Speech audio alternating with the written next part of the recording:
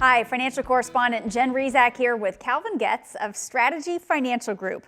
Now, we've all heard of life insurance, but you might be surprised at how it can be used today. So, Calvin, you say something like hybrid life insurance can help pay for our long-term care in retirement? That's right. You want to think of an example like your iPhone. When I grew up, we had a rotary phone, and that's all it did was make a call. Right.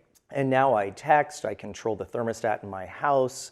I rarely even use the phone for making calls. A similar change has happened in the life insurance industry, where no longer is life insurance just for a death benefit for your loved ones, but many companies will allow you to have what's called an accelerated benefit rider on there for home care or long-term care, where you can accelerate that death benefit, and it may be tax-free for you in the last years of life to cover long-term care. So it really can do two different things, both protect your family in the event of death and make sure you've got some tax-free money for long-term care. So it's just really important that we understand all those different options that are available for today's retirees. That's right, and older policies don't always include that feature, so having a policy review is critically important, and that's why we've created this retirement kit, including the retirement roadmap book, to put together tips on how to exactly look at the policy and make sure it's exactly what you're going to need. Right, really good first step. We want to get a review on some of the things that we've done and learn about some of the other options going forward. That's right. Whether you're nearing retirement, you've just retired, or you've been retired a long time, this kit will be very valuable for you. So you can learn more about new solutions for challenges like long-term care costs.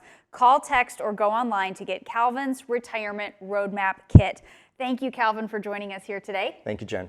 And thanks for watching this week's Retirement Report.